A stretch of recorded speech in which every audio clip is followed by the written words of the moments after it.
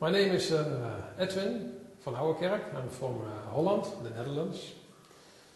And well, the first time I came in contact with Diksha was actually a Diksha giver.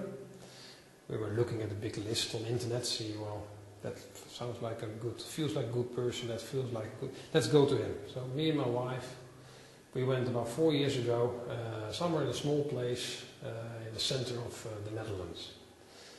And well, like we've tried other things, we thought, well, let's try this, see how it is. So we received Diksha from this nice man. And you know, in the beginning it was not that we found it like wow, special or anything else, but there was something interesting happening the next day, which made a real impact on this first contact with Diksha. And what happened was, after the Diksha, before the Diksha I can better say, I had this little spark just in my heart. This spark was like bliss. It is bliss. You could sit in meditation, you can enjoy the bliss. And I recognized after this Diksha, this spark was gone. So I was saying, oh no, this is not good. It suddenly disappeared, you know, that nice feeling, I cannot get it back. So it feels like it was a desire to get the spark feeling, and it was suddenly gone.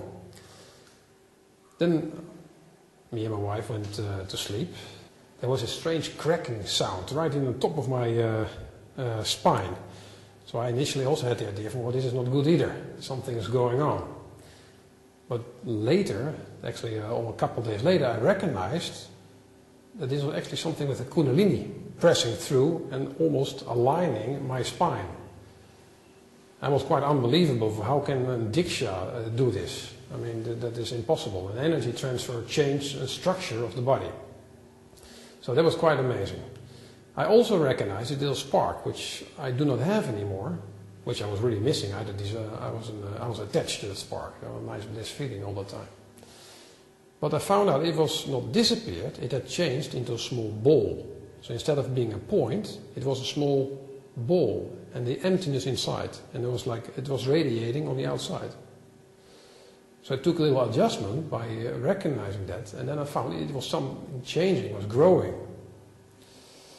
So after that event, basically I was sold, so to speak. I was really, I found oneness. This Diksha is actually working. But it was maybe once a month that we went to a Diksha evening, or Diksha event where we received Dikshas. And at a certain point I came across a book. There was a book written about Robert Adams called Silence of the Heart. And this book was about the teachings of Ramana Maharshi, and he's teaching self-inquiry, which basically ends up with asking the question, who am I?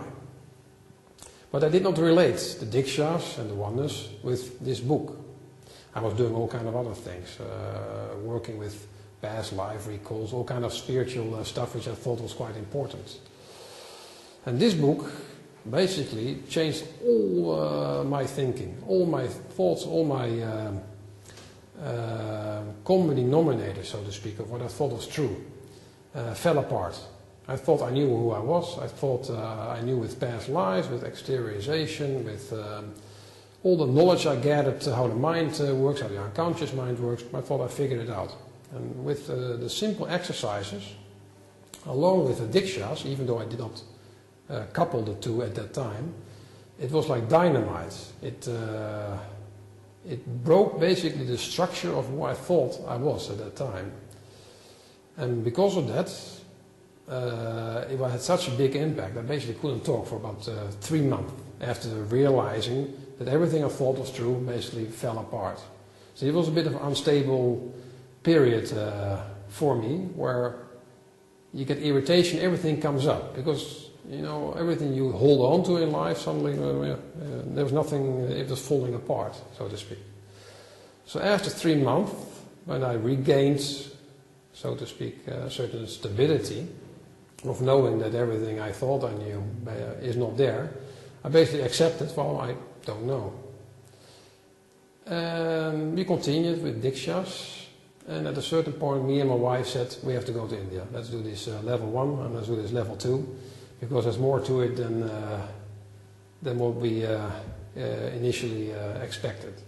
So we went, my wife went first, and she was very enthusiastic, so I was really looking forward to going myself. So I left 3 months later, just maybe this was 2.5, 3 years ago, for my level 1. And at level 1, again, many things have changed, and I was busy with self-inquiry. There was many layers of the me, myself. I said who I thought I was, but every time when I do the meditation, and that especially when I do the meditation and receiving a diksha, while still being in meditation, it just blew up. And I ended up for, okay, I'm not that either, but I was already getting used to it, from well, I'm not anything anyway. That's the things I am, let's blow it up and we'll see where it ends up with. So at level 1, this even got deeper and deeper. So I got a little bit in touch with this silence. You get a taste of, well, you know you're nothing, because you recognize everything you think you are, you're not anyway. So you're letting go, and in this letting go you feel there's something of a presence entering, but you do not recognize that this presence is you or has anything to do with you, but you still are stuck in layers, so to speak. And it was not until level 2, actually not the last day, but the 6th day, when we got the diksha, especially aimed at the self. And after this diksha, I found that this point I had, even though I recognized I was not this point I used to look at the world, to view the world and to understand the world. So still a point to hold on to fix all my other information. And after this level 2, this special diksha, this point vanished. And when this point vanished, it seems like nothing special, because you know you still are yourself. It's just like before even all this story started. You're exactly the same as after this point, when this point vanished. But also something else happened. Even though it's a very normal thing, you recognize that you're not living from a viewpoint anymore. It is more flowing, everything together. It's like the presence is within, and there's nothing viewing the presence anymore, it's just presence. But it felt also very natural, and it sounds even strange to me that other people did not experience it or do not know about it.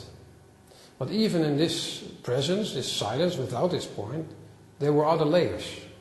And when I got back home, you know how you have with the diksha head, it takes a little while to get back and settle.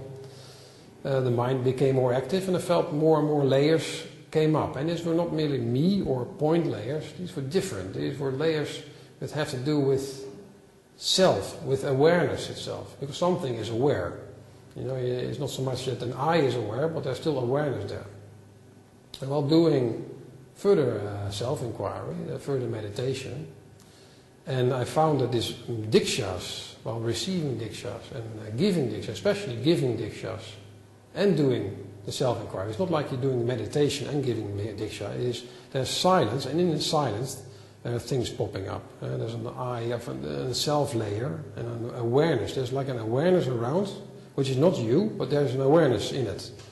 And this awareness, while giving diksha, is being burned. There's literally fire coming around it. And you just give diksha, sometimes it takes a little bit longer, and it's basically being burned off. And this fire seems to be around the heart place. And I recognize that this small ball I had after the first diksha, it was actually growing, growing. And this fire I feel is the awareness on the outside. So the awareness was being burned. So it looked like the heart area, the emptiness in the heart, the silence of the heart was pushing out. And that it was burning.